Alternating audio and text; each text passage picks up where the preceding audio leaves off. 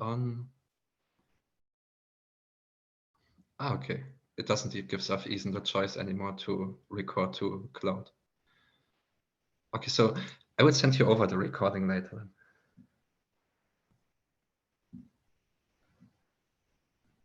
Yes.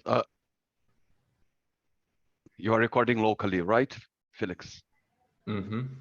Okay. Cherry long bottom. That sounds cool. Okay, let's some spammers in maybe. Or being positively surprised. And at least have a memory reminder why Twitter isn't the best platform or medium to turn on its events. Cheers, Cherry. Happy Saturday, man. Okay, but let's kick it off then. Happy Saturday. Nice to see you. And kicking this off in a nice manner. Jonathan, I'm pretty sure you know them already. I post a link in the live chat here. Some of you heard of them already. It's called Mesh.js. And the whole stuff actually started in the middle of December. I just made an announcement as, hey, is there anybody interested in collaborating on a ChatGPT integration on Cardano or Singularity net? And then Mesh.js, they're quite close to Jimbo Labs as well. Pretty engaged there, very close to James and the stuff which is going on there. Building tools, tool sets, processes to help people becoming Cardano developers with some really amazing stuff. And then Mesh.js reached out and said, oh yeah, cool, this sounds interesting. Let's give it a try. And 3 weeks later, he came back and said, hey, Felix, look, I developed a Mesh AI on Cardano. So I now know how to run this integration. I said, what the fuck, what? I said, yeah, I developed our own AI. So now I know how integration would work. So, this is pretty insane, actually. So he developed 3 machine learning models. And wait, let me find the link. It's a React AI, actually, which works a little close to what we know from ChatGPT. Where is it? There it is. I post a link in the live chat as well. Over the coming weekend, I already scheduled some introducing, like checking the ChatGPT results to assess, because I heard back Jeremy that he also been like working on trying to figure this out to use assessments, and he said it's not feasible and takes too much time. But I'm like, maybe we can make a framework, like write questions and like maximize the results. Because I tried it once and it like I compared my results with, I suck at this. I think this AI is better than me writing stuff. But we'll definitely do so, because then I had some first calls with them and just figure out who they are, where they're from, where they want to go to. And Mesh.js are literally 2 people, which is Jingles. He's from Singapore, and Abdul from the Middle East. And like, once again, in our spaces, amazing people, totally out of funds. Everything what they developed was developed out of own pocket. They don't have any funds, no proposals, nothing. And they have not even good hardware. The laptops on which they work are even quite shitty. Just the reason Swarm Fund sent them yesterday $3,000 in aid. So simply that they can buy 2 good laptops for them already to give it a start. Because it's just like, wait, what the fuck? You guys, you're doing amazing stuff and not even having proper equipment, like we know it very often from the ecosystem, right? And with this kicking off a collaboration, and we had some first chats already, figuring out, okay, how could the potential integration look like?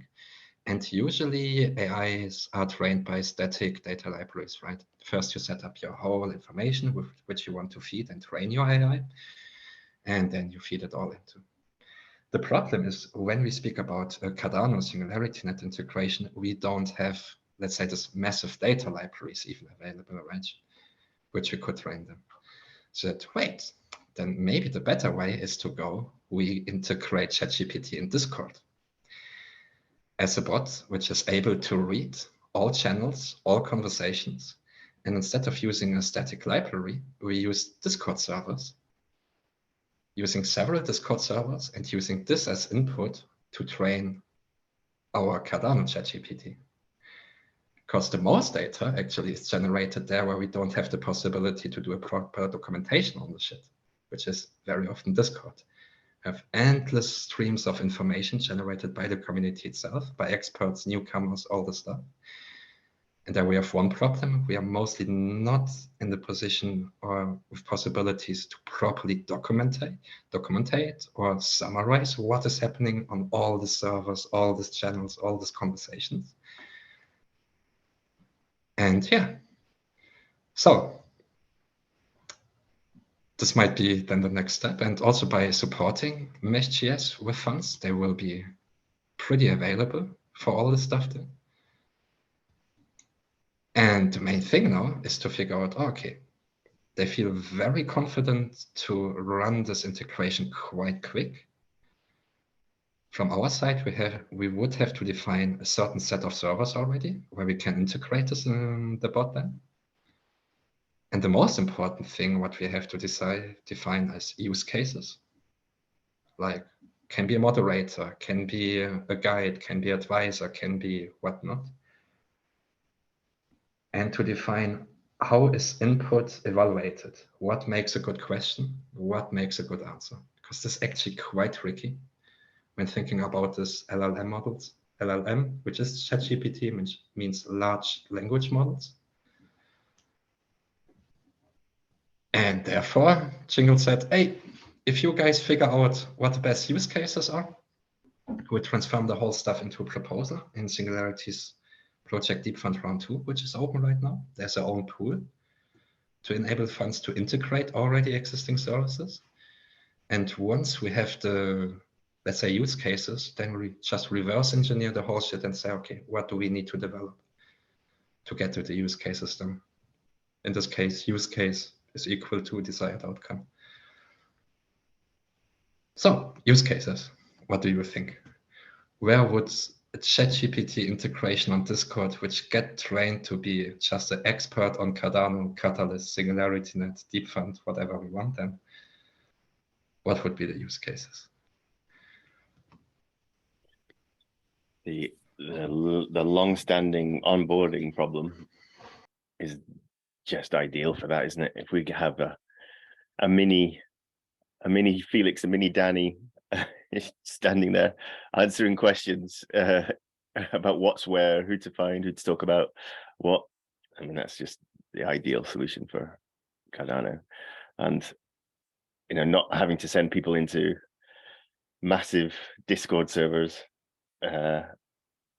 which is daunting for so many people. And Telegram groups which just spin through cycles of conversations that, if you are learning, it's just overwhelmed from the outset. So actually, if you've got targeted questions you can ask and get answers on specifics, I think that's, yeah, that's the ideal use case. Onboarding, yeah, route finding, and engagement. Yeah, I don't know. I guess engagement would be trying to get people to interact more, which is probably sort of in the realms of marketing. Maybe we could have an AI Twitter, a bit like Zoe's work with the ticker. Maybe engagement is helping Zoe pump out, well, maybe it's an alternate channel. It's just pumping out Catalyst info and go on, Zoe.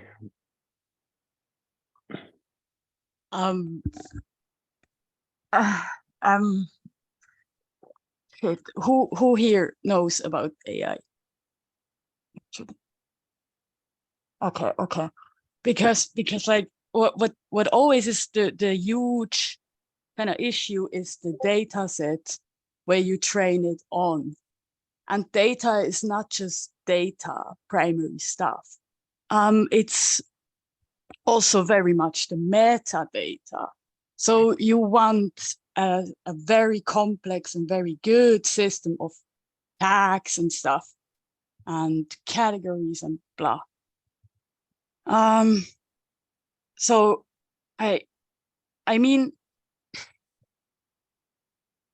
I kind of wanted to wait with this until people brainstorm some more use cases, you know, before I start dreams. But it's like, I mean, the ticker is a good example for why it will be either I don't know, super complex, huge fucking project, or not. But like I cannot write these.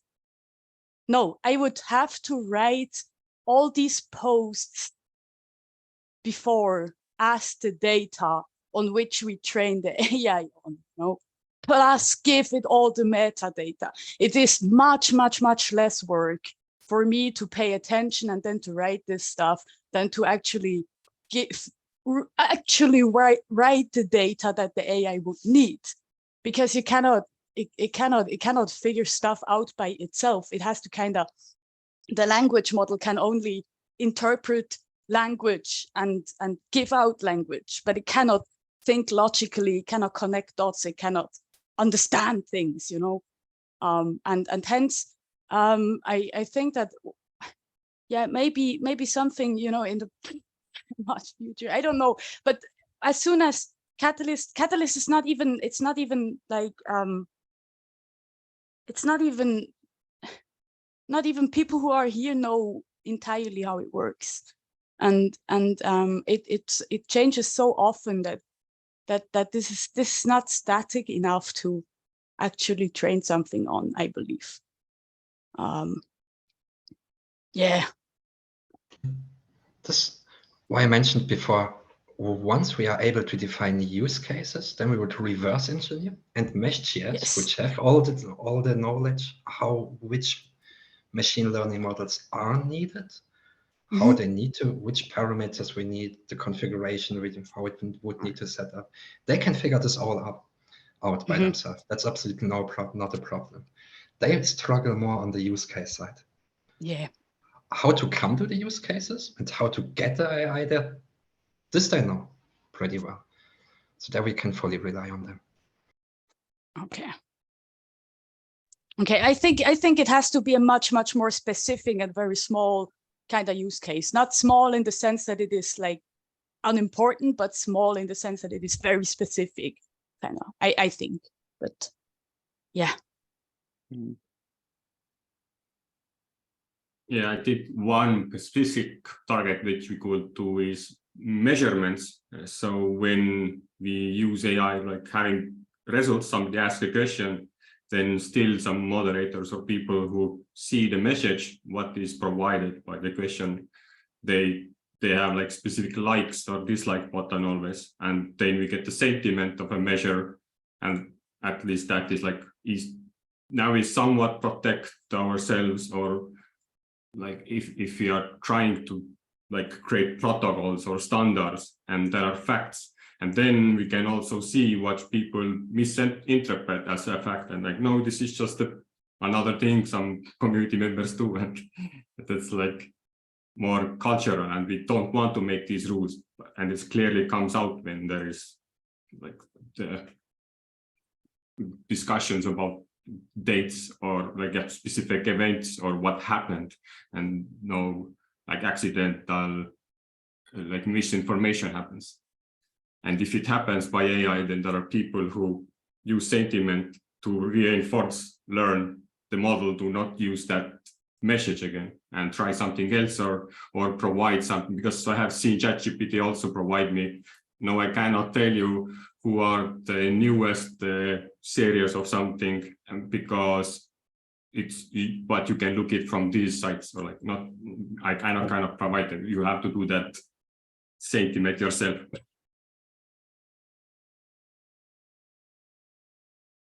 Basically customize, and that's the second option, use cases, customized prevention of like some what we don't want AI to do. Yeah. Customized parameters, because the ChatGPT, which is which most of the people use here. This is the version which is fed with training data until 2021, not later, right? And there are set parameters for the ChatGPT as well. Hey JP, nice to see you, man. Happy New Year. Running our own systems allows us well then to adjust the parameters, right? JP and Sebastian, you jumped in to give you short info. We got some amazing developers on board who would run a ChatGPT integration on Discord, which would allow us to train very specific Cardano, Catalyst, Singularity, and Deepfund, whatnot stuff, by feeding and training the AI through Discord channel and server-generated conversations. And now we are discussing about potential use cases. It was brought up so far from Jonathan, onboarding, that QA bot could answer questions to newcomers. Then marketing as a generator for example, informational content, articles, tweets, whatnot. Then measurements, which I didn't fully got. Maybe Tivo, you have to re-elaborate on this. And as a moderator, which means could provide right informations in Discord conversations. The main goal here is to figure out use cases, then handle it over to Mesh.js, which would develop the whole integration, reverse engineer the shit, and figuring out which machine learning models and parameters we would need to come to these points. I hope this was a good short wrap. And happy Saturday for sure. Awesome to see you.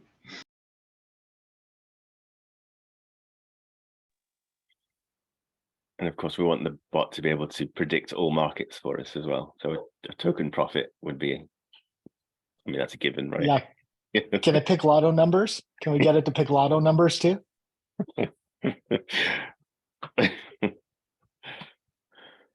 No, this would make it too easy. Come on, guys. We still need some challenges and some real rough life, right? If everybody becomes a lotto winner, you wouldn't hang around here anymore. You would chill on your yachts and flying to whatnot, fancy places. So I have a question. Forgive me for my ignorance here, but for the ChatGPT, do you need an account? Do you pay for an account? Is it just open? Is it open source and we would just create our own version of it? Or, as I said, my ignorance is showing here. So I'm interested in stuff like that. Because how do we integrate? I love the idea, especially for questions and new people that are like, what is this? And I haven't played with it too much, but are we confident that it doesn't need any oversight? Like, like, do we need to, because I know there was some first step when they're like, oh, make this smart contract. And it kind of put a bunch of stuff together, but it wasn't actually right. It was kind of like, it sounded good, but it wasn't right. And so I'm just wondering if there's worries about that in this community space for giving answers. Yeah, let's answer questions step by step. Yes, ChatGPT is developed by OpenAI. Is the other enterprise there, which is a part of Google, I think, initially. It's fully open sourced, and everybody who wants can run his own instance already, can set his own parameters and all this stuff. So yeah, we would run our own version of it. And for sure, fully open sourced, making sure everybody who wants can take it and build it further. Oversight, definitely it needs oversight. Oh, hell yeah, it would. And you would maybe need a fucking own AI just for, for the oversight, to be honest.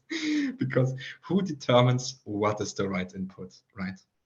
One suggestion from Mesh.js is, for example, something like a integrated Discord system like on Reddit, that you can say yes, nay, yay, or nay. And once, let's say, for example, input from ChatGPT is upvoted, yeah, or even messages from community members upvoted, we would validate the input.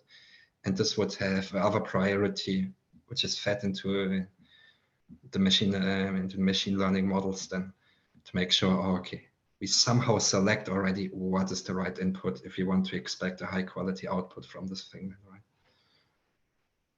right? So before I also mentioned that the this model would require the data to be labeled, and that is like quite an overhead, and that needs human discussions. And like, okay, it said it's not kind of wrong, but it's somewhat wrong, but it has some truth. How do we distribute it into that? If the context is this, then it's okay. If its context is that, then it's not used. Don't use that example.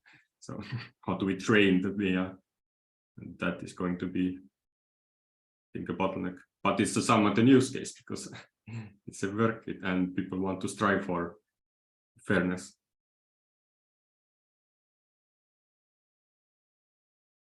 Can I ask another question?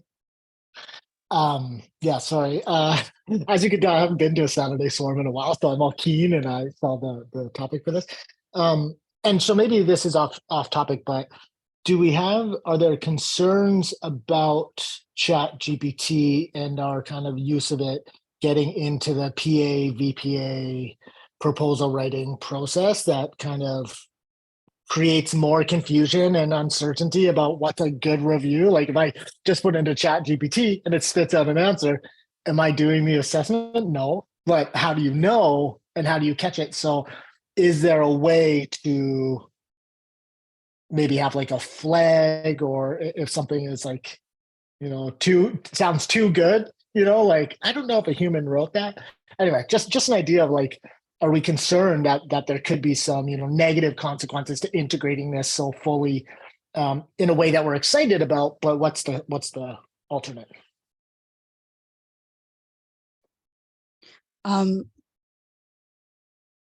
So I am completely leaning myself out of the window here. I am not. I don't have the competency to answer this. But the thing is, there's the ChatGPT consists of natural language processing model, and also the data set on which it is trained on. As far as I know, the data set is not open source, but the natural language processing model is, which is, if I understood correctly, GPT-3. But which means that you can get the natural language processing model, but you have to insert your own data, which means that we would have to, as I understood, and we would have to, you would have to make your own data set and stuff, and also the metadata and everything. So it kind of would require a use case that can work with like static data, and not something as super fluid as how Catalyst works or something.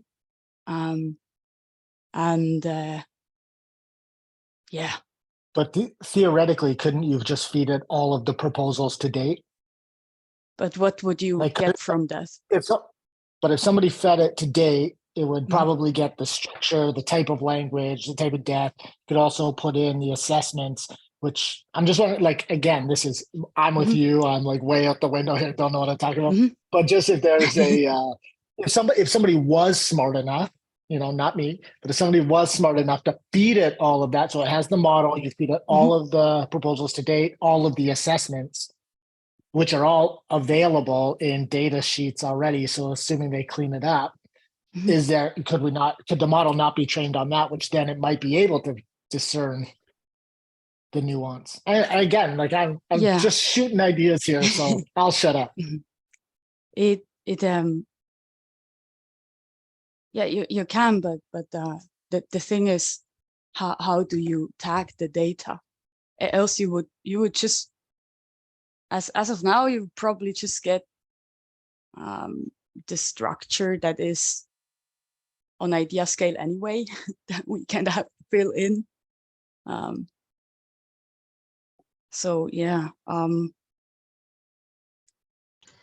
And maybe this relates to one of the last Swarm sessions last year. No, it was a veteran call, actually, Swarm veteran call. We opened ChatGPT and we told him, write a proposal to integrate yourself into Singularity Net platform. And it fucking did it, right? And you say, okay, now define a roadmap. Now define the timeline. Now define the budget. And it fucking did an amazing job. It did a better job personally, I could do. To be very honest, I was a little humbled by this. Like, okay, fuck, this is weird. It also understands to do assessments, definitely. The strong thing, it builds up on a conversation, right? So when you give it at first some input and bring it already to a certain direction, say, hey, this is the proposal. Just copy paste the proposal into a chat. Say, now write me an assessment on the feasibility of the proposal. Or first you say, hey, we need to assess this proposal on 3 criteria: impact, feasibility, auditability. Write me a short assessment on, we know already best assessments are something like 500 characters. That's half right, but we know already, which makes an excellent assessment. It does it pretty well.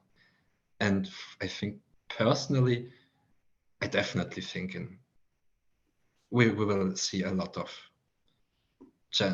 GPT generated proposals as assessments. That's for sure. And really, it's probably what we want.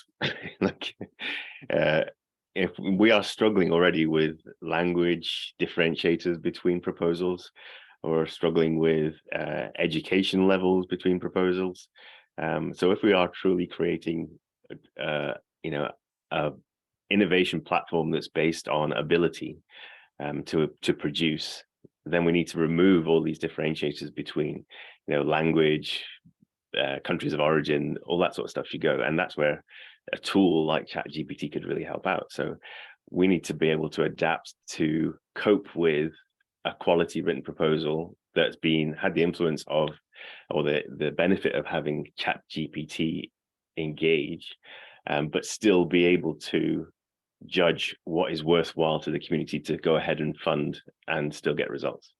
So we've got to look at the outputs rather than the inputs, and look at how do we secure our outputs from the inputs we're given, no matter where they've come from, whether that's from a ChatGPT engine, or a professor grade academic writing the proposal. And yeah, ChatGPT is phenomenal, and it's based. So yeah, Zoe's exactly right. That large language model that it's based on is, it's probably had the same amount of resource pumped into it to clean it up and make it worthwhile, as a Google index has. It's had vast amounts of money thrown at it, and that's why it's so good. Anything we produce is not going to be of the same caliber off the bat. But it is going to be domain specific, which is the exciting thing. The ability for it to start now and to grow and get more and more mature, and to be able to handle all the onboarding and assessments and qualifications and verifications is very exciting. Yeah, go GP.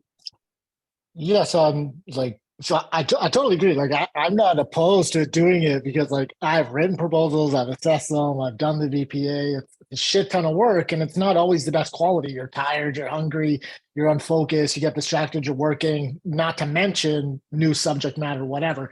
I'm just wondering if there's a way that we can do like let's say we are moving towards something where the assessments and maybe even the proposal, the idea is there, and then the AI helps it.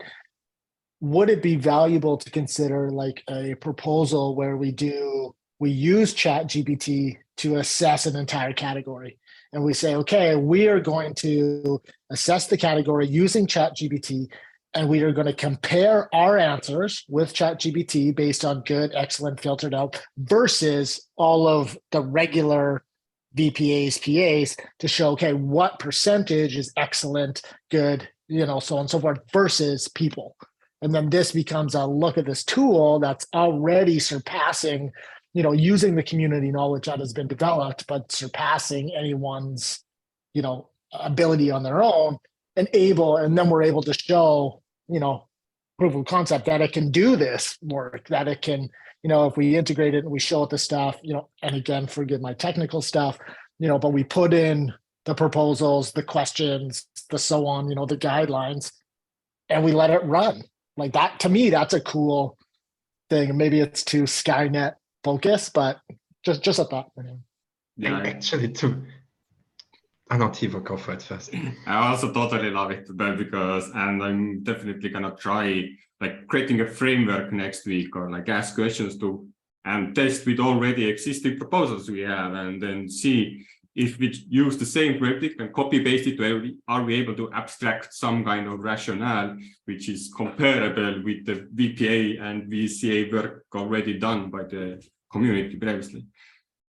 And then we can, if we see that it's doing well, all right, I will even give it a good, or maybe even VPA score as an excellent, then let's scale it up. Let's ask a proposal. Maybe we need a team. We need to start thinking about it, and it requires some human observation and people experimenting, incentivizing that kind of action.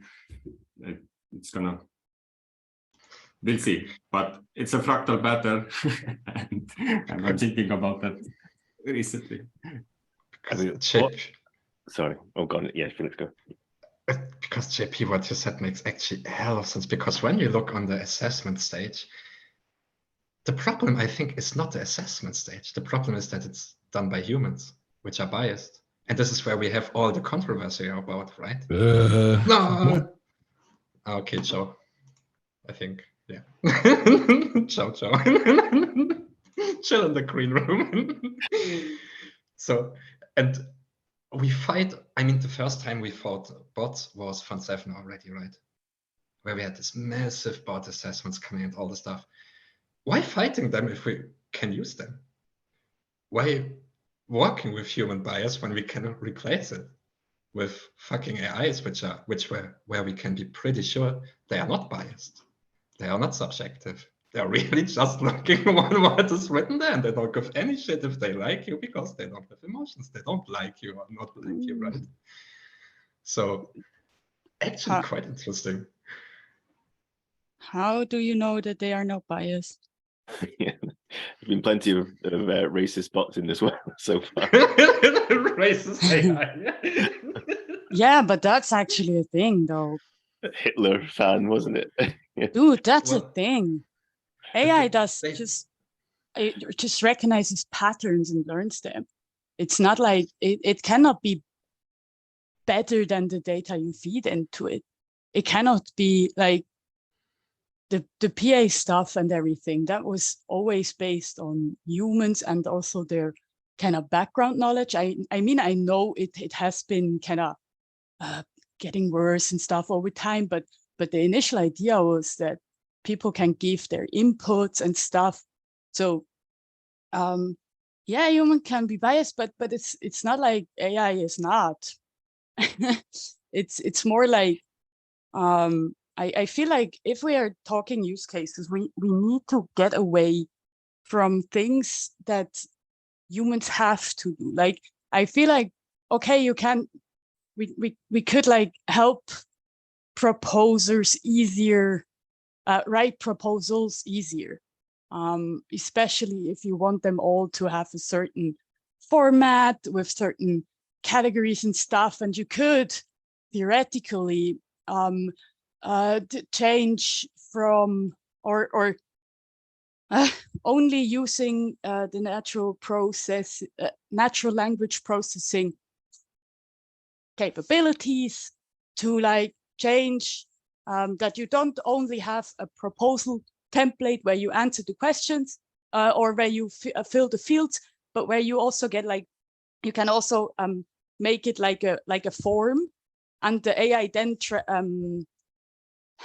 changes it to proposal format. It can, example, change the format from something to something else, or you could change the assessments that, and this is beyond Discord, forget Discord for this second. You could then also make like a PA just writes their observations about the proposal and all their thoughts and stuff, and the AI rearranges it into this 3 categorical kind of assessment. So you could change the format of what the input was, but you cannot generate input out of nowhere. That's kind of, that's a huge limitation. And yeah, but oh yeah, but maybe the assessment stuff will change radically anyways. I don't know. But yeah, JP, go ahead. Yeah, no, and I agree with you. And this is why I think oversight, particularly at the beginning, is still really important. But if we keep the VPA, like we're not moving the ChatGPT to the VPA, and we just keep it as the assessor, I wonder if VPAs could tell the difference, or if VPAs would say, this is excellent, this is excellent, this is excellent. And to me, that is the trick. Because I get that we care about people and we care about opinions, but at the end of the day, as a network and as a system, we care about the right information and accurate overview of the information being provided to voters, less than what Jonathan thinks, what Felix thinks, so on and so forth. So if we let the chat, and again, I'm just spitballing, if we do an experiment where we allow the ChatGPT to become a PA, or maybe one of us says, okay, look, we're going to put the ChatGPT as the PA. As the PA, they do all the assessments with oversight of whoever wants to be, watching to make sure that it's done properly. And it's not like, fuck this proposer, blah, blah, blah. And then at the end, we let it go to the VPA stage and we find out at the end, okay, how well did our robot do versus every other PA that is out there? And if we see it's performing as good or better, then I think there's a next step that we need to discuss. I don't think we're there yet. Exactly, benchmark testing. I think this is really what we want to get a sense of, if we can. So I'm just excited about this because I love the idea, and I think we need a lot of improvements in Catalyst. So if we can remove some of the bias and some of the gaming and scamming, which we've seen time and time again and is getting worse, I'm all for removing the people and putting it to our robot overlords. Okay, I feel like robot overlords are just as overlord as we program them to be overlord. So an AI will exactly do what you tell it to do. It cannot do more. It cannot excel. It cannot be more brilliant than what it got trained on. And okay, yeah, let's see about that. I'm not an oracle, but I feel like about the PA stuff, I hear you very much about this human stuff, but I feel like we have to kind of deconstruct what we understand under the term PA. I personally, and also about this excellent and good stuff and everything, but I feel like before, or especially last round, it was good if the assessment kind of summarized the proposal.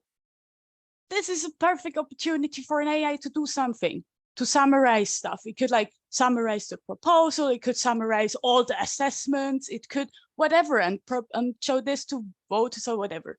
But it cannot, what I meant when I said it cannot be better, and where we wanted to appreciate the human element to it, I meant the one thing that makes an assessment, in my mind, as I understood it, if it's excellent, it has something additional to it that the proposer obviously didn't know or didn't see before.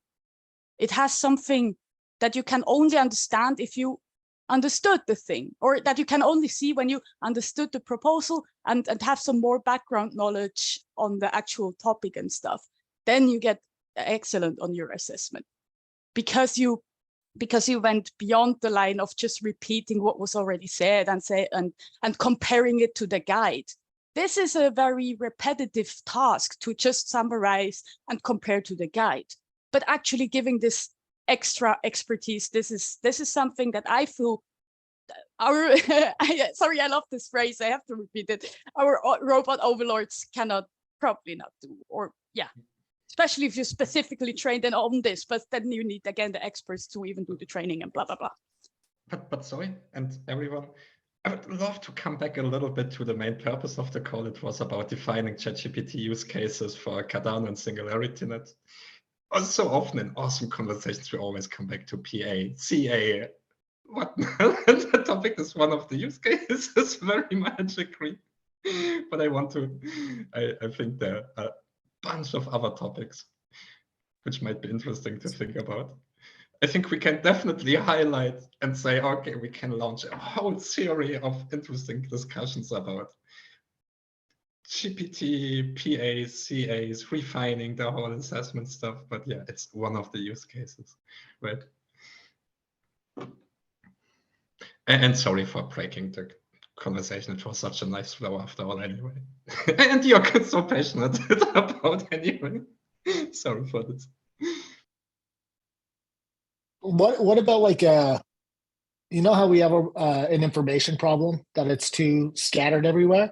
What if we just had a website like Cardano Answers, and then it's just the ChatGPT box, no matter what it is, you just go in and it spits out the answer. Because I think for us, a lot of the time when people ask a question, not even about Catalyst, but about Cardano writ large, it's like, oh, here's an article and this was there and this is there. It's like, well, that's not an answer. That's like a go do your own thing. So maybe just like a window where they go and it's able to provide all of those answers right away. And maybe I can share my screen for a second. I mentioned this before. The guys from Mesh.js who would develop the integration on Discord mentioned this in the beginning of the conversation, but some folks joined in as well. Might be interesting for you to just catch up on this. And the whole conversation about the collaboration on this between Mesh.js and Swarm started in middle December. And since then, he developed his own AI model there. And I just share my screen for a second so that you could have a look on the window. Oh my God, I run it on the browser. I have fucking no idea how Zoom stuff works here. Okay, I don't share my screen. But however, I put a link there, and this is a React program, which is specifically trained on Cardano stuff, actually. And JP, what you say, I think it's exactly what we want to get out of it, right? That we train the GPT, we are integrating it as a bot on Discord, that we are able to define the right parameters to say what is the right input for it. By this step-by-step, we are cultivating the ultimate Cardano export, let's say. The nice thing is by having it on Discord, we don't have to set up our own front-end UI, UX. We simply use what is there already Discord, right? In a later stage, to pull up our own front-end then, and to have our own website, for example, I think this is a minimal step, which pretty much everybody could do. And as we would build it as open source, I think it wouldn't even last so long until we would have some cool sites showing up which do exactly this, right? The Cardano Ask Me Anything bot and just spits out the most amazing answers you could probably imagine. And Tivo here, hands up. Yeah, interesting discussion in chat, by the way. But I wanted to one use case to drop in for a specific stuff. I think what I'm sometimes struggling is when the meeting starts, if we could make a domain specific language, hey, is there any this topic discussions happening somewhere in this community or that, and it aggregates information as a like discussion flow, and it's able to, and this is something, of course, we would need an oversight for. We need to label this kind of information. But I think that is a use case which would help, again, what Jonathan mentioned first, onboarding. But yeah, one thing I'm going to also drop out. I'm going to go to the party. I'm going to have some good time. I hope you will do. And also Dave Patterson and Curtis Myers. Yeah, I think next week we could have some discussion about your proposals too. But this weekend, I'm busy. Thanks for contacting. Lovely weekend, Tivo. Thanks, Tivo.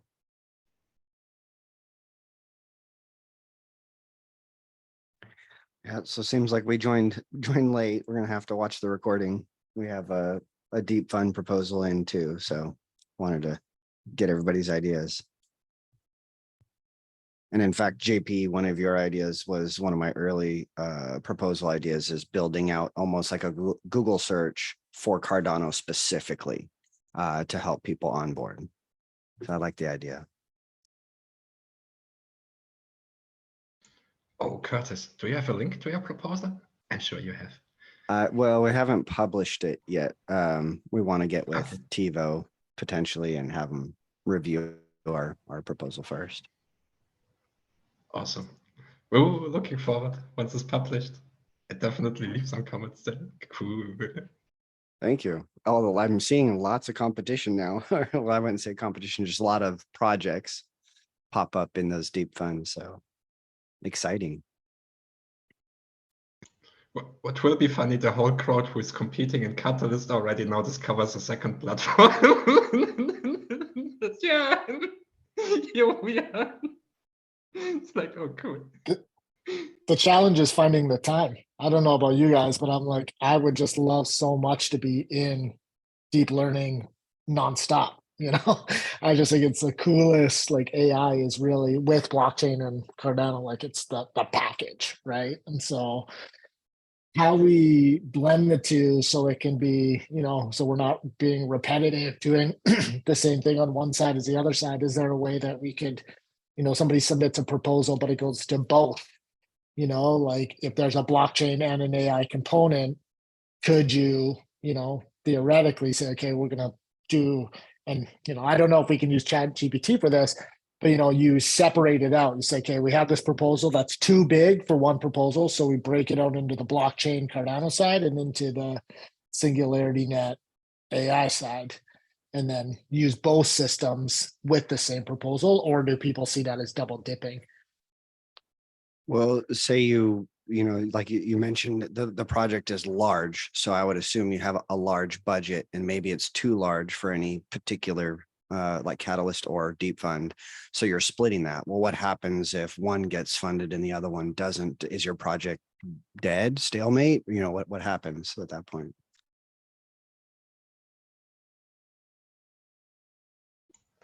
Yeah, or if you don't get it on one, can you just go to the other one, or is that seen as, you know, I don't know. This is just a random question as you're working in the space. I think one strategy for larger projects, which we saw in the past, is okay, you need 1 million. Do you need the 1 million exactly right now? No.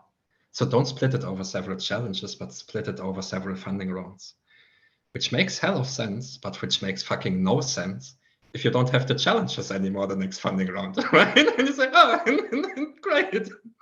Well, that increases the chance of you not getting funded right in the next round or the future round. And one way I can think about it with JP's example is if you have the same proposal in both Singularity Net and Catalyst, you could put in almost like a disclaimer. If both get funded, we're going to go with stage 2 milestones. Well, you know, like we'll produce both milestones.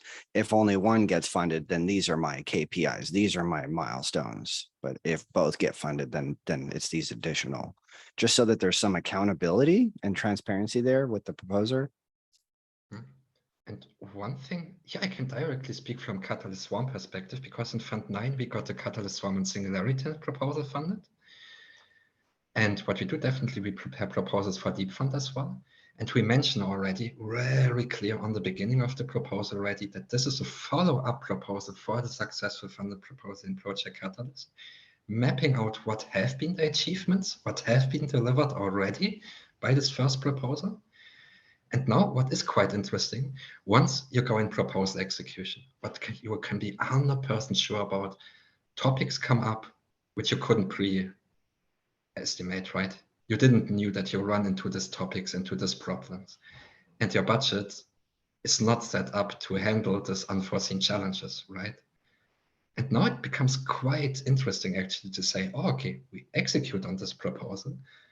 Everything what we promise is 100% delivered, but we run into a shitload of complexities and problems, which brought up totally new challenges, which we didn't knew in the beginning. You can't know. That's the reason why you started, right? And then to bring this in Deep Fund up and say, hey, cool, this is successful. This is all covered. These are the new challenges, the new workspaces which came up through the implementation. And we want to move it forward, right? The proposal is still valid just because we have figured out a bunch of complexity and new use cases now and new ground to explore. doesn't mean the initial proposal lose on value, rather other side, right? But I think, yeah, like you mentioned, read this disclaimer and full transparency to say, hey, there are funds coming from several ecosystems, and making sure how are they used, how are they spent, what was achieved with it is really important there, definitely. What about using ChatGPT to rewrite an old proposal that didn't get funded? Put it in and say, rewrite this to, to maximize whatever, and then see if it rewrites it, or submit the same proposal, one human written, one ChatGPT written, and see, I'm just thinking, like, what's a way that we can use this thing to almost to game the system to see where are the attack points, like how easy it is it for someone, because if we're thinking about this in a open, constructive, let's be positive way, there's probably as many, if not more people on the other side thinking, how can we use this to our benefit? So I do think it's valuable. So there's an AI that detects whether or not this is written by AI, right? Very powerful tool. And I do kind of think we should implement that, at least to tag the proposal as this has been written by AI, not to give it any negative connotation, but to inform, right, the voter that this has been written by an AI, because they may not have that skill. It's valuable information to know that the person who's presenting this just doesn't have the skill to write their proposal. Take that into consideration, potentially. But do we want to know that at the front, or do we want to experiment and see if it can sneak by first? I'm just thinking, like, do we, like, I love that idea of flagging it as this was written by AI. But that would skew the vote once somebody read that, regardless, I think. So, like, to me, it's the interesting part is, can it replace humans? Can it replace, phases within the process as a standalone thing, where we could remove ourselves as people and that messiness, and kind of have some more of that streamlined stuff, if we're moving to that direction. The goal of technology is to replace humans, that we don't have to do shitty jobs anymore, right? So anything in this regard on this side of achievements would just be a measurement of success for what technology was initially be built for, right?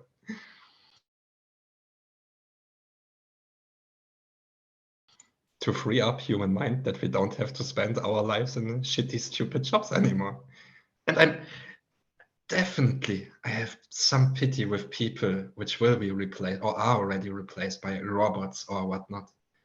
But I would say, if it's so easy that your job gets replaced by a robot, by a machine, by AI, it maybe just says that it was a shitty job and that we shouldn't spend extremely valuable human time and resources in this very stupid, shitty jobs. Let's do it in a machine.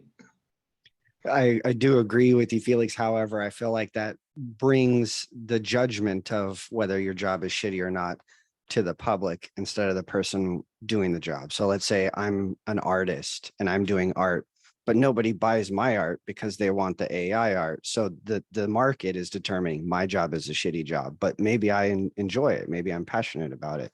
And so I value doing that job, but the market is going to make that determination for me. That's true. But I think there's fewer of that than there's actual shit jobs that people are forced to do, because that's all they're skilled for. That's, all that's available. That's, the legacy systems will not allow you to succeed. So a lot of those shitty jobs, I think, are shitty, just, you may love it, but you may love it because you've convinced yourself that that's all that you can do and all that's available. So. And artists, I think that's a very niche market, because artists are normally poor.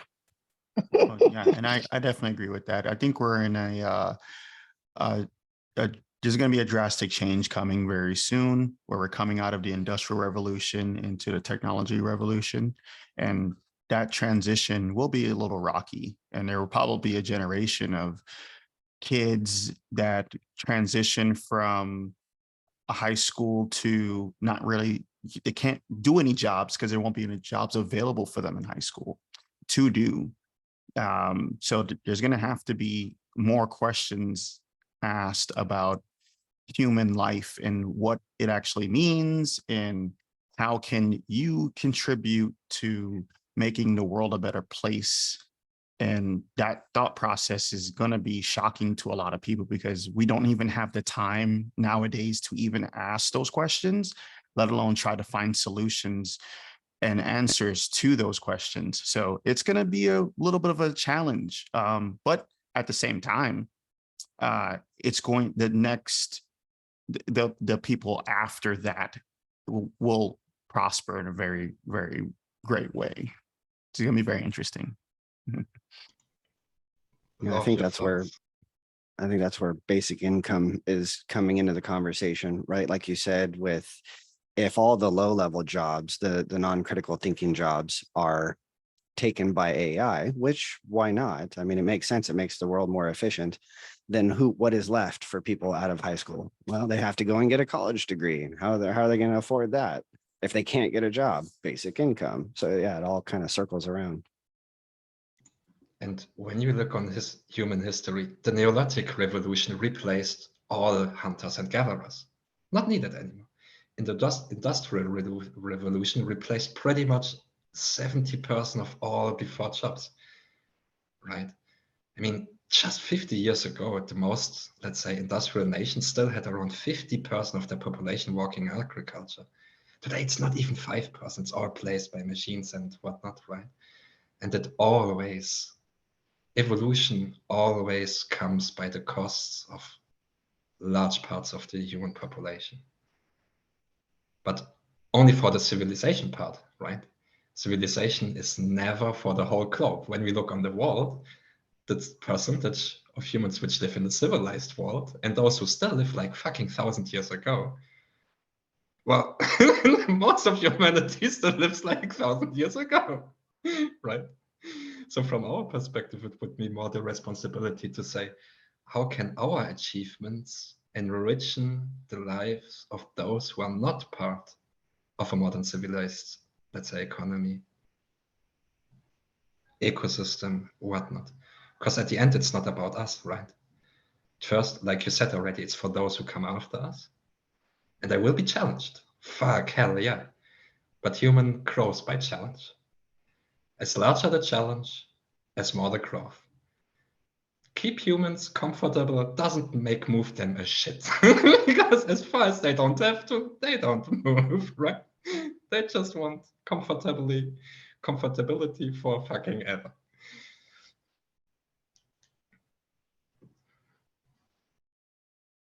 When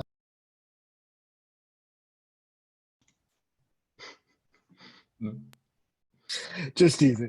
Yeah, no, I think, the sad thing is we will see these things replace, it's inevitable, like people, even when the internet came, I always tell people when they bitch about blockchain, I'm like, go back and read the articles about people saying the internet will never happen, that the internet will never be here.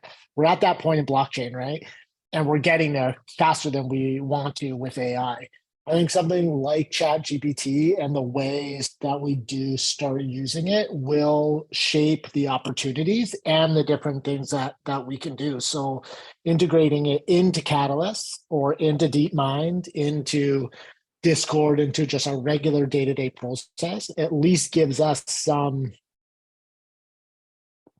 not control, control is not the right word because we don't control it, but gives us some insight, let's say, into what is the realm of possible. And I think some of my comments earlier are about, I take it the other way. Let's use it to kind of see where people are going to use it to attack us.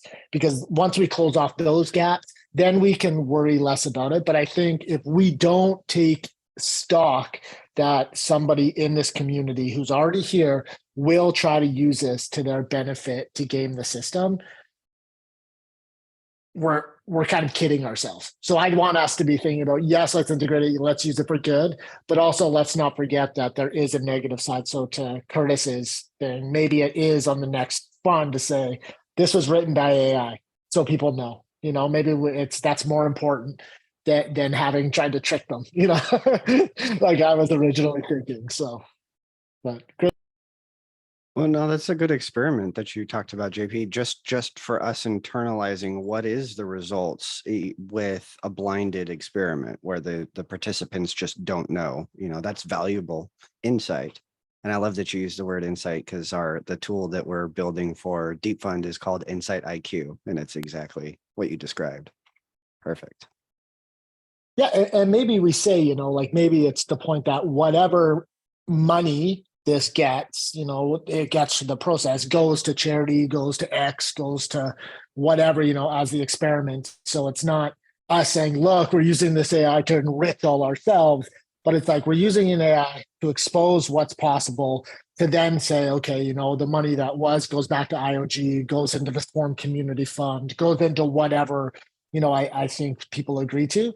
But then that way too, it kind of brings a little more legitimacy to this experiment of, yeah, okay, maybe it looked like we were using it in a way that isn't necessarily supported once people find out that it was an AI, and you know, if it's not disclosed beforehand. Or we're just very transparent with it, and then, but we would have to think of something, whatever rewards it receives, those I would think would have to be spent in a way that's transparent, open, and not to any one person. It would have to be more community, because it's an experiment for the community, not for Swarm to get rich. Not rich. No one gets rich. You know what I mean? Yeah. Well, one of the things that I wanted to bring up too was deep funding allows equity shares or revenue share model where you can take 5% and give it back to the community. It's a volunteered program, but it's actually the way it's broken out is actually really cool. And I posted it in the chat earlier. You can find like a template, like what you can do with the revenue share model, and you have different options. But that's something that maybe Catalyst might want to look at and figure out a way that even ChatGPT might be able to help out manage that as well. Like, hey, your proposal looks like this. If you want to do a revenue share model, this is what you can do as well, and kind of balance out your project to kind of give back to the community. And it's a lot of things that can be done. It's just, as a whole, once again, we're all human. What does that look like? What's the best way to present that? How can it contribute back into the community as an overall possibility? So it's an interesting concept. So I'll post it in the chat. You guys can take a look anytime you guys want to. And there's one major difference with Cardano and Singularity Net. Let's say, for example, you want to give something back to Project Catalyst, or you want to give a donation to the Cardano treasury. You fucking can't. Because it's not living on wallets, right? Cardano treasury is a set of files. You can't even send. The best way for you for doing, let's say you want to do transactions, donations, is you send yourself a shitload of transactions, and each time you pay your transaction fee, and like this you feed the treasury. Singularity Net has the funds and the deep fund actually on real wallets, which allows you already this process. So this is much more from and if you want to change this on Cardano, then you have to figure out with Cardano Foundation, Emurgo, and IOG, with the BFT key holders, how to set this shit up, which will most likely come with all the restructure of Cardano governance and the MBO. So that stuff like this actually is possible, that you can give donations or subscriptions or whatnot to the treasury. But for now, even if you would love to, say, I spent $1 billion into the treasury. Yeah, you even fucking can't, which is quite funny actually.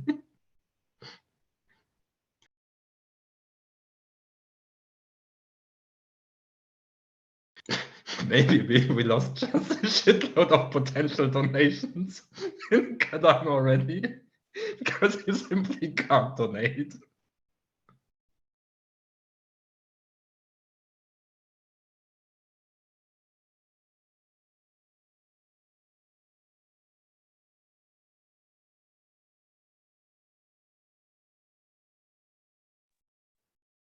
So who's submitting the proposal?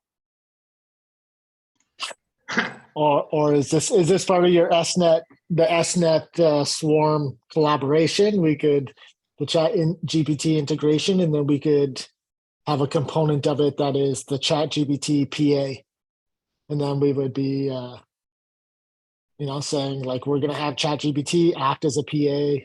These people or this person will sit out and review it, and they'll get, like, maybe we could say the person who does all the oversight would get X amount, because if you're a VPA and you're taking a step back, you still want to get some reward, I would imagine, so maybe there's a way there, but there's lots of great ideas. So Hell yeah, as always.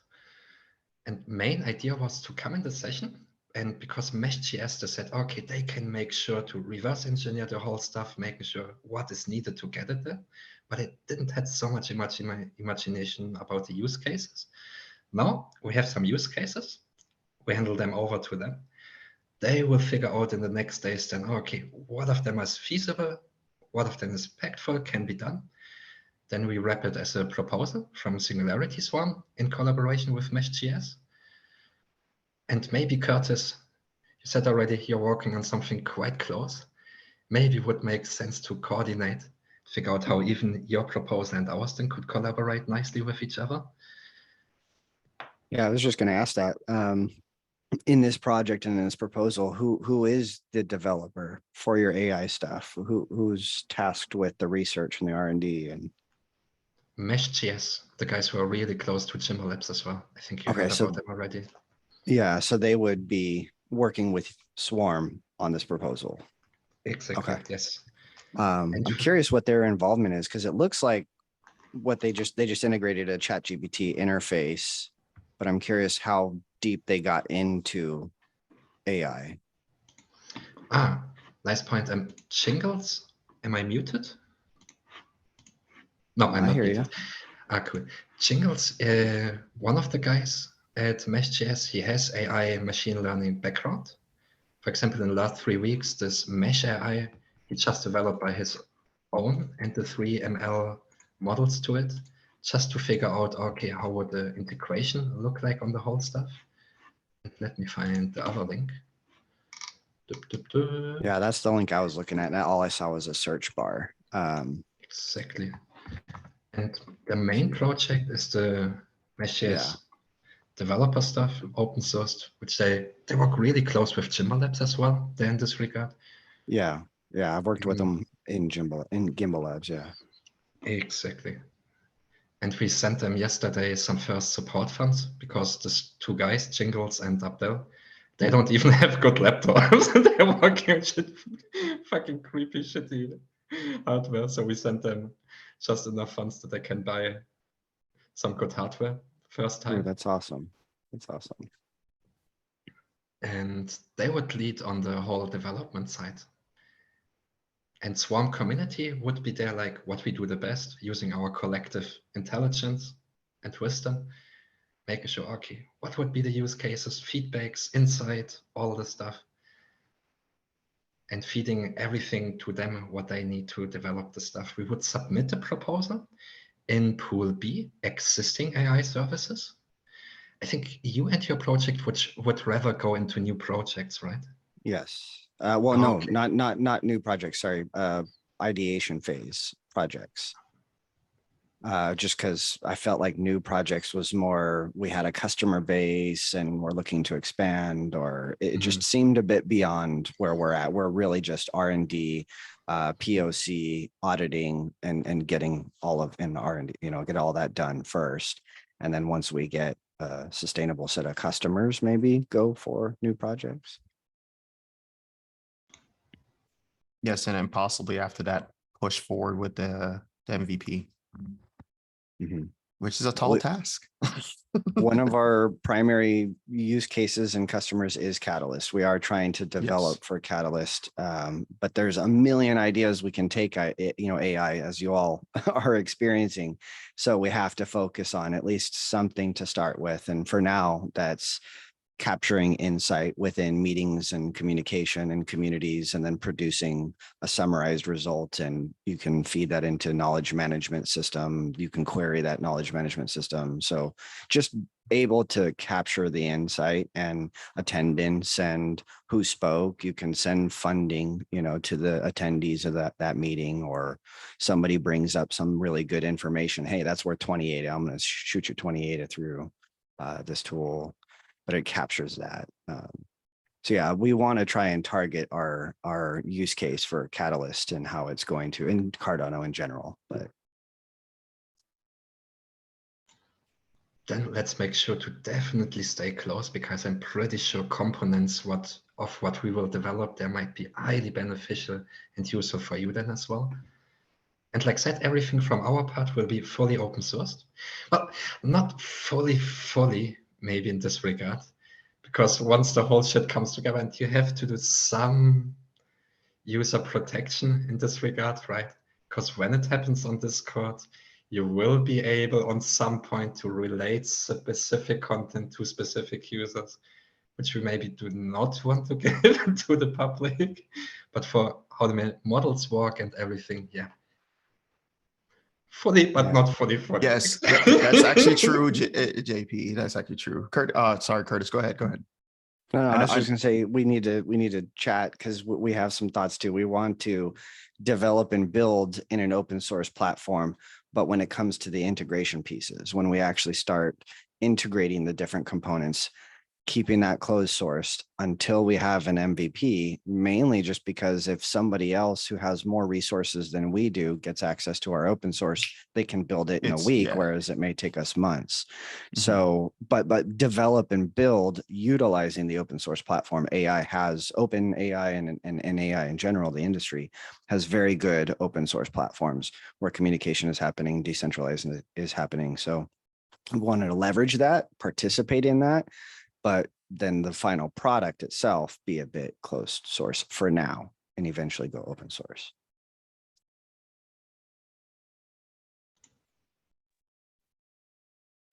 So Ben Goertzel always talks about AIs being able to talk to each other and transact with each other and kind of do it on SNet by itself. What role is there a role that we see ChatGPT potentially playing in, you know, that being its own agent almost at this stage that could kind of be allowing AIs or you know, projects asking questions of other projects, but it kind of becomes that brain of an agent on Singularity. Sorry, maybe this doesn't make sense. But I was just saying, like, you keep talking about agents, and I'm thinking ChatGPT be, as we've discussed it, becoming a Cardano agent.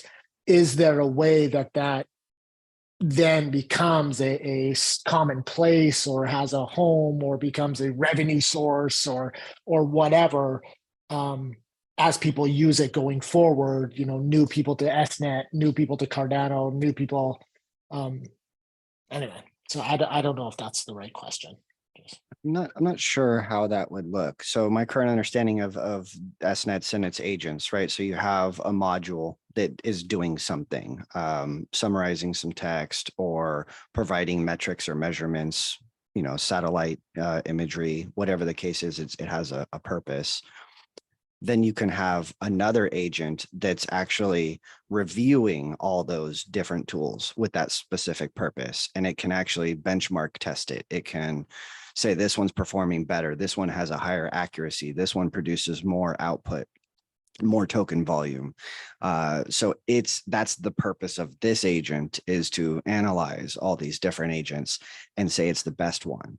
So what you can do as a developer or end user is, I'm going to actually send my workload to that agent, and then that agent's going to determine, okay, this is the best one for your use case, and call that agent. But every hop you do is a transactional fee, essentially. So the more you rely on these higher level agents, the more it's going to cost, because it's going to have to hop down. But then once it goes to this agent that, say it was text summarization, this agent can determine, is it this language? Is it using these syntax? Okay, well, this one's better for this language, so we're going to call that one. How can ChatGPT fulfill that role? I'm not entirely sure, but people are building these agents to do specifically that. Yeah, I'm not sure how that would play I out. think Yeah, my ChatGPT question was ignorant. I think ChatGPT, maybe look on it not that much on an AI, because it's not really AI. It's not doing any really amazing self-sovereign thoughts and any shit, right? It's a large language model, which simply get programmed to have a human readable output. I think when you look on really anything what is able to communicate AIs between AIs, it's already not human readable, it's machine readable at the very first. And this is the term also where we go then, I think, into AGI, ASI, artificial general or artificial superintelligence. Because mostly right now AI is mostly, when we look on current AIs, they're pretty stupid actually. They can do one very specific thing, like Stockfish can do plays better chess than ever human could do. Ask it to write just one sentence, it can't. Right? Stupid as fuck, actually, and our perception of, oh, AI, the super intelligence. No, they are dumb as shit right now, because on the other side, also, AI can't even communicate between each other, right? That's really the main issue. Because AIs themselves, they mostly live on hundreds or thousands and millions and billions of parameters. And if you want to be able to make AIs communicating with each other, AIs have to understand and create already certain compatibility of all the sets of parameters, which define the activity and the operations actually at the end, right? And I think that's still way, way, way to go. Something in like, yeah, maybe years from now. And stuff like ChatGPT is not even that. It has an easy interface, which a lot of people can use, right? That's the massive use case, I think. But it's not actually that much complex than people maybe assume it is.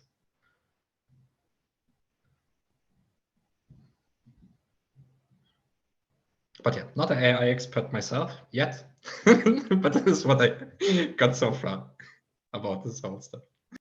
Yeah, because we're still learning as well. After one of our meetings earlier this week, we were kind of contemplating, after looking at a couple proposals, like, are we doing this the right way? Because we have options, right? We could use SNet all 100%, or we can do a combination of ChatGPT and SNet, but then we're not really sure what that relationship actually looks like. So there is more research that we need to do to be able to make those decisions. But in a way, it's so tough to make that decision, because we want to be able to support SNet and grow and help grow that community and help grow that platform. But how does that all plug together? It's still very early, and we're hoping that maybe that proposal to be able to that we write is able to help us with those answers, and then fully get a bigger perspective of how we could bridge both of those together. But we'll see. We were even hoping this meeting would shed some light on how is open, like how can you even leverage OpenAI in SNet's framework in their ecosystem. I don't even know, because they're running their own, right? They're running their own form of AI in SNet. So how do you even integrate OpenAI into SNet's network other than just an API call, an external API call? How do those two integrate? Does anybody here have thoughts on that? I don't either. It's like SNet seems like its own thing, its own AI, its own modules, and you can develop your own, you can leverage somebody else's. It's a marketplace. Exactly. Singularity initially is really an AI marketplace. built on blockchain technology. It was initially built on Ethereum back in at the same time actually as Cardano. And since last year, migrating from Ethereum to Cardano. 95% of this migration is already done. Last 5% still missing. And the main goal is really to have a decentralized marketplace for AI services. This is SingularityNet on the Cardano blockchain. And how this then could happen, or how specific use cases look like, is, for example, through API calls, but also for example, token gateways and whatnot, right? Did you say, for example, okay, each time, let's say you interact with your ChatGPT on this platform, it is a microtransaction, it generates a microtransaction, directly feeds into the treasury. And for example, and like this, you build a connection then to the blockchain actually.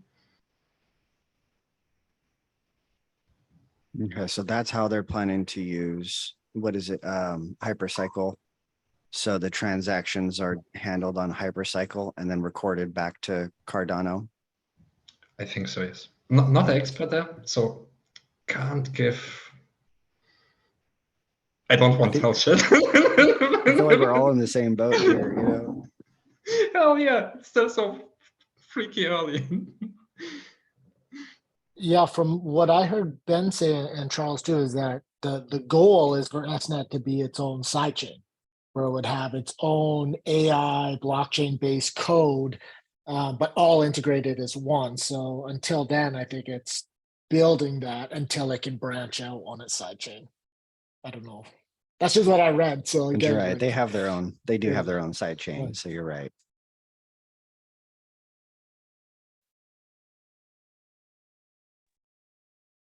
okay, well, I'm gonna go have a shower. That was so interesting. I just got back from working out, so sorry guys. I just wanted to jump on. So interesting. Glad I could make it for a bit. Felix, see you tomorrow or on Monday. The rest of you, see you guys soon. Thanks so much. Sorry if my questions were dumb and annoying.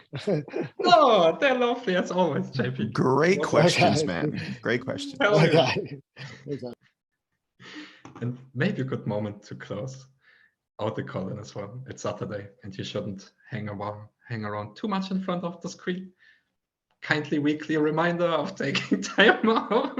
There's a world outside this, some inches.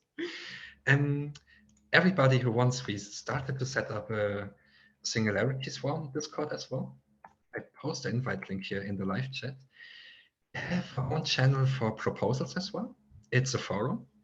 So whoever has a proposal and wants to build some discussions, conversations around, as we always did in Catalyst as well, because always it's nice to have feedbacks, insight, perspectives, opinions from others. If you feel to chime in, open your own channel on the forum. If you have something presentable for your proposal already, which you feel already ready to share with others, experience from Catalyst, when you share your proposals, nobody will come and steal your proposal. Very often they will have a look on the proposal, give you feedback, give you insights, their opinion already. And very often this can help a lot to further refine and finalize your stuff then. And we have already a quite engaged Singularity Swarm crew there. We'll have an eye on all the posts. And if you have questions and whatnot, go for it, definitely.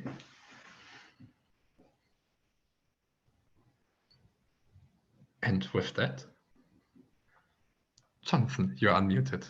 You want to Yeah, do just something? going to say thanks, Felix. That was cool. Good to see everybody. Catch up with you again. Hell yeah. Bye. Have a lovely rest of your weekend. Take time to recharge. Take time to refresh. And back in action Monday. Woo. So Felix, real quick, is this on your YouTube, the Swarm YouTube, or where is this one gonna go? Ha! Fucking good question. We have now a Singularity Swarm YouTube as well, but this one, Oh, this one wow. was. You guys move fast, man. Dude, last year we engaged in SingularityNet and Deepfund since February, March last year, and we are pretty active there, also in the governance expert group, in designing the ambassadors program. helping them a lot. So it was end of December then that we officially announced Singularity Swarm as the first spin-off of Catalyst Swarm. So we're having some awesome folks there already with some heavy experience and expertise. Like Catalyst Swarm and Catalyst, Singularity Swarm with Deepfund. So should I keep an eye on Singularity Swarm YouTube for this meeting? Nah, this one was a Catalyst Swarm session. This one will be posted on Okay, Catalyst Swarm. okay. Cool, just checking, because I missed the first half. Awesome.